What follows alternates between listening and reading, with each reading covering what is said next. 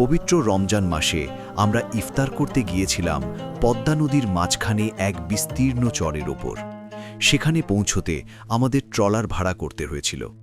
Trawler যখন দুপাশে চর রেখে মাঝখান দিয়ে এগিয়ে যাচ্ছিল, দৃশ্যটা যেন এক অপরূপ মায়ার জগৎ। চারদিকে নীরবতা আর সামনে অসীম জলরাশি। চরের মাঝখান দিয়ে যেতে খুব সাবধানে চলতে হয়, কারণ কোথাও পানি বেশি, কোথাও আবার কম। অসাবধান হলেই ট্রলার ধাক্কা খেতে পারে। আমাদের বেলায়ও একবার হালকা ধাক্কা লেগেছিল।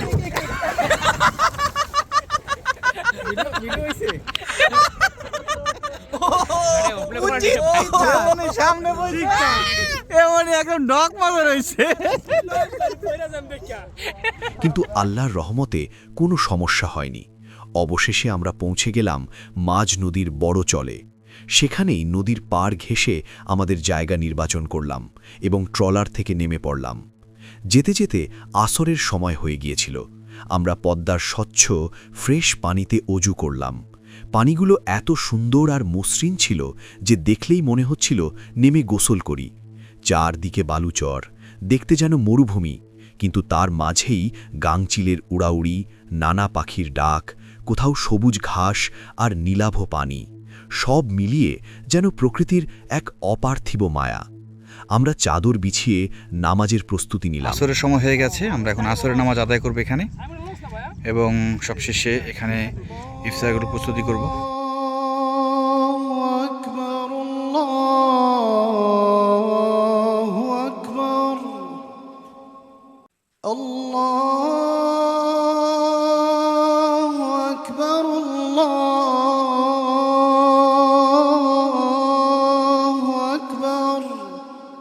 أشهد أن لا إله إلا الله। বিশাল নদীর মাঝে চরের বুকে আসরের নামাজ আদায় করলাম।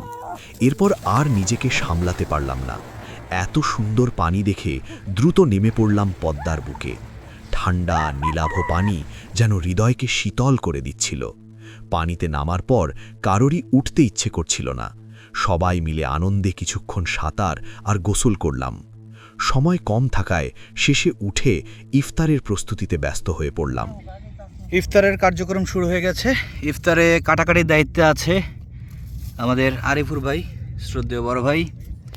সে কাটাকাটি করছে, সে খুব দক্ষ এ ব্যাপারে। আরিফুর ভাই, জায়গাটাতে আপনাকে যে এখানে আসছেন ইফতার করতে, আপনার আসলে কেমন লাগছে সব মিলিয়ে? আসলে জায়গাটা এতটা সুন্দর, এটা বলে বোঝানোর মতো ভাষা আমার কাছে নাই। আল্লাহর প্রকৃতি সৃষ্টি, এখানে না আসলে কেউ বুঝতে পারবে না। তো রমজান মাসে রোজা রেখে এখানে এসে ইফতার করতে পারাটা আসলে খুব সৌভাগ্যের ব্যাপার।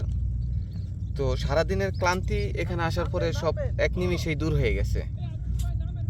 তো যাদের সামর্থ্য বা যাদের মন আছে, ইচ্ছা আছে, একটু সময় বের করে যদি এখানে আসেন, আশা করি ভালো লাগবে। একটা দিন বের করে এখানে আসেন, মনের ক্লান্তি, শরীরের ক্লান্তি সব দূর হয়ে যাবে ইনশাআল্লাহ।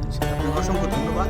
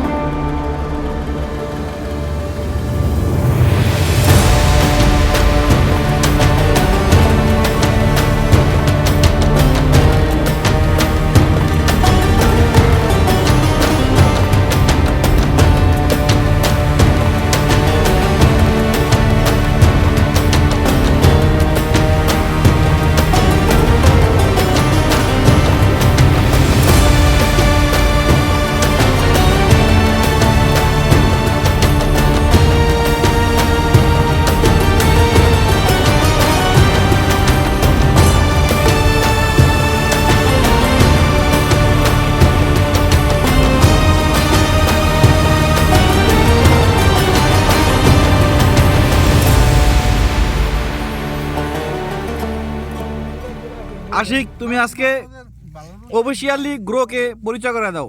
এই যে আমাদের মাঝে বংশীয় গরু অনলি ওয়ান।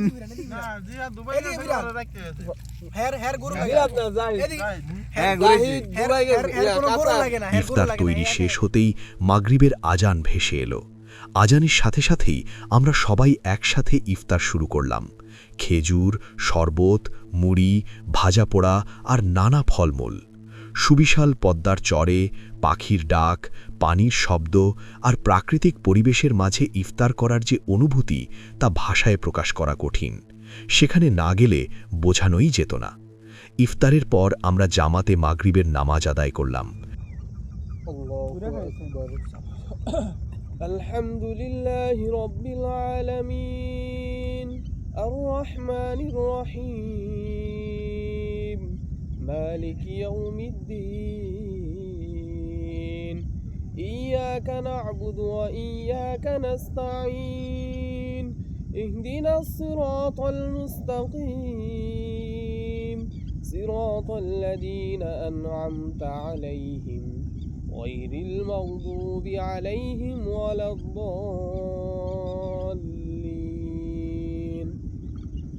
لإيلاف قريش إيلافهم رحلة الشتاء والصيف فليعبدوا رب هذا البيت الذي أطعمهم من جوع وآمنهم من خوف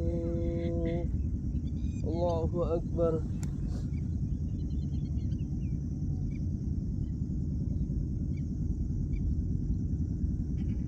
سمع الله لمن حمده الله أكبر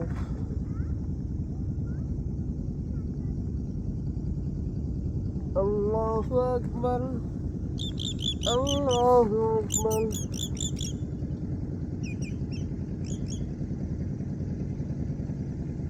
الله أكبر الله أكبر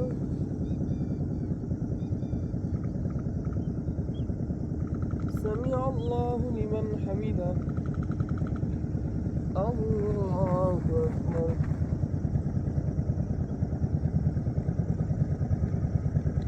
الله أكبر الله أكبر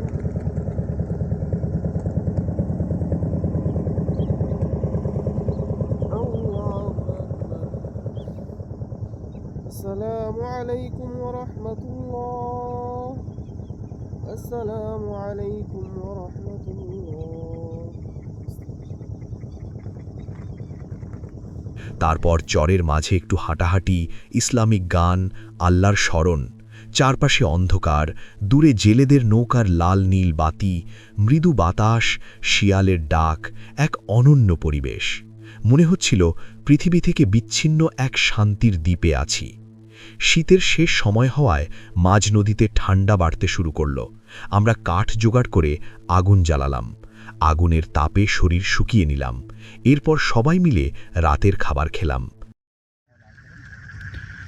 সবাই এখন আমরা খেতে বসবো, এজন্য মামুন ভাই হাত ধোয়াচ্ছে।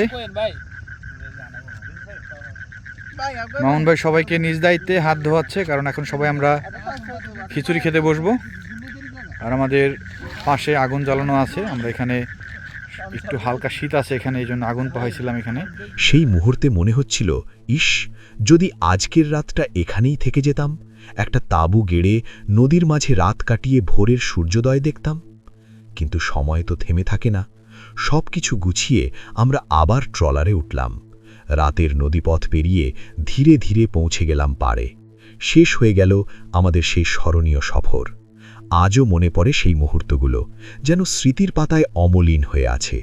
সুযোগ পেলে আপনিও ঘুরে আসতে পারেন পদ্মা নদীর মাঝের চরে। এখানকার প্রকৃতি আপনাকে বারবার ডাকবে আর আপনার মনকে ভরে দেবে এক অপার প্রশান্তিতে।